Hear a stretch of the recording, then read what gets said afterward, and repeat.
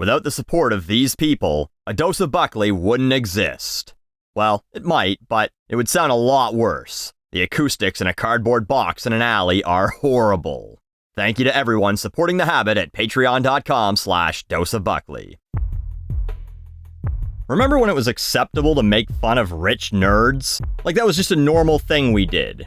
When someone made fun of Bill Gates in the 90s, no one came rushing to his defense like, "What have you ever done? You're just jealous that you'll never be as rich as he is." No, we just laughed at the fact that the world's richest man had the world's worst haircut.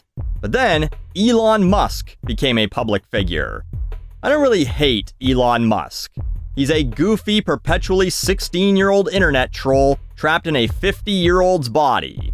Like many rich people seen as geniuses, the smartest thing that he's ever done is surrounded himself with people who can actually make his dreams a reality, such as the people who work at SpaceX and Tesla, who actually create the things that will either drive us into the future or lock us in our cars with no way out as a battery fire consumes us because someone thought recessed door handles was a cool idea.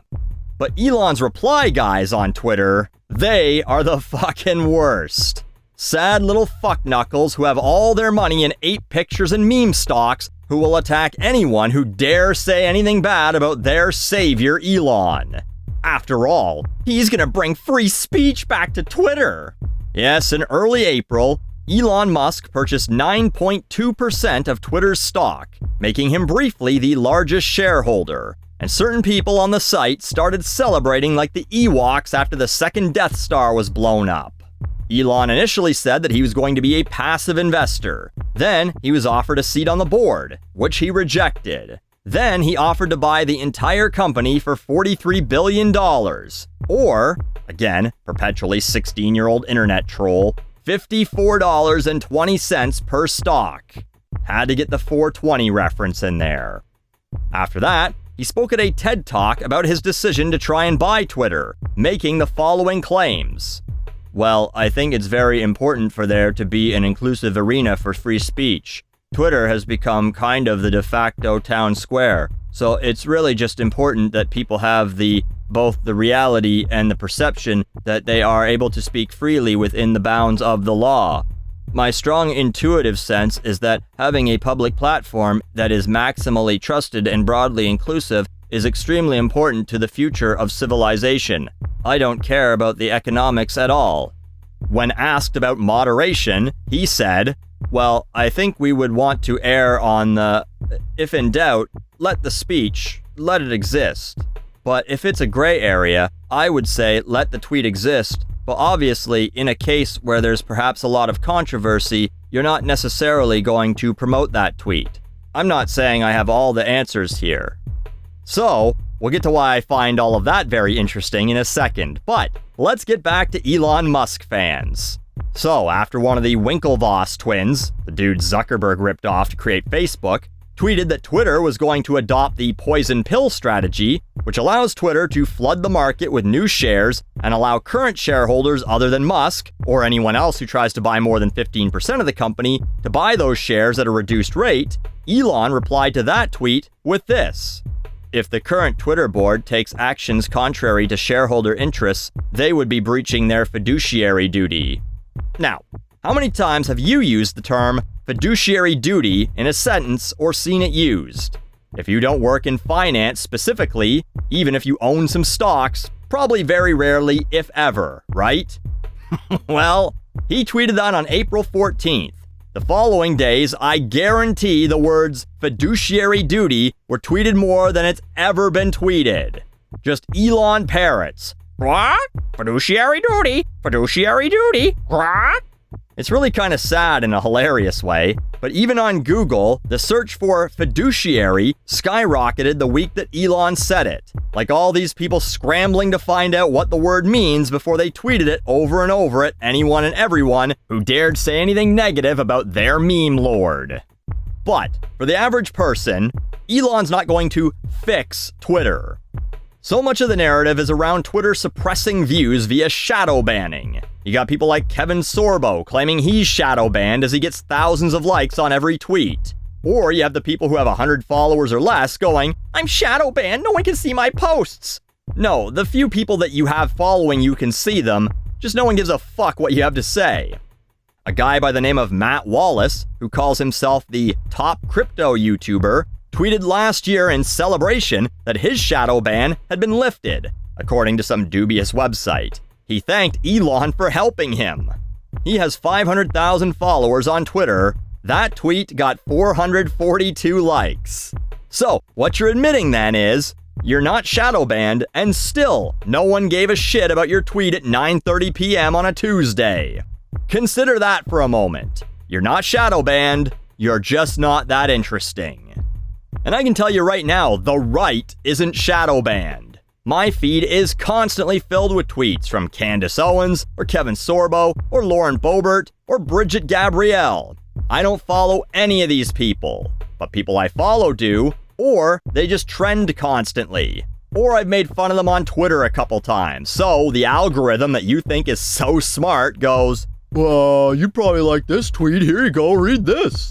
But short of Elon coming to everyone's house, strapping them to chairs, taping their eyes open, and forcing them to read your tweets like a clockwork orange, Elon buying Twitter will not result in you becoming more popular. Sorry. And consider this. Elon doesn't really believe in free speech anyway. A writer from Medium.com was allegedly banned from purchasing a Tesla. He claims Elon canceled his order for a Tesla Model X in 2016 after writing an article called "Dear Elon Musk, You Should Be Ashamed of Yourself," where he talks about a poorly run Tesla event to show off the Model X. Tesla also fired an employee for posting a YouTube video where he showed that Tesla's newest autonomous driver features aren't really working that well. Now, someone could say, he broke the rules of his contract by talking about things he wasn't supposed to be talking about. And sure, he probably did. But why are those rules in the contract in the first place if Elon Musk is such a staunch believer in freedom of speech?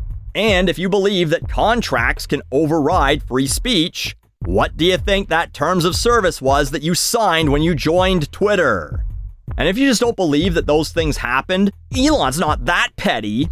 Remember that he once called a man a pedophile simply because his ideas to use a mini-sub to rescue some children from a cave was turned down, and the diver who actually helped rescue the children said it wouldn't work and that it was a PR stunt.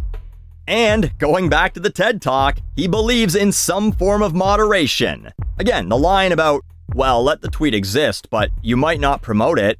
So, not showing those tweets in people's feeds, or allowing them to go viral, but allowing them to exist? That's shadow banning! He believes in shadow banning! But let's pretend for a second that he truly does care about free speech, and that's why he wants to buy Twitter.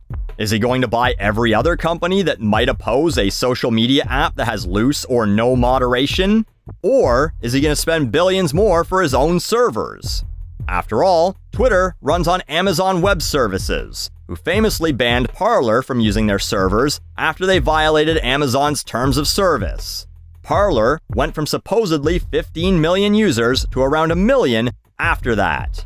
The Apple App Store and Google Play stores also remove or restrict apps that don't comply with their rules surrounding social media sites having proper moderation, ensuring things like hate speech or child porn isn't being shared, like they did with Gab, another social media site that catered to the so-called silenced voices on Twitter. Will Elon buy Apple, Google, and Amazon too, just so that he can call people pedos and make sure that you can call trans people whatever names you want without any consequences? So, he ain't saving Twitter. In fact, there's plenty to suggest that he doesn't even really want Twitter, that this whole thing's a pump and dump scheme, or more pettiness to just try and destroy a company that he thinks wronged him in some way.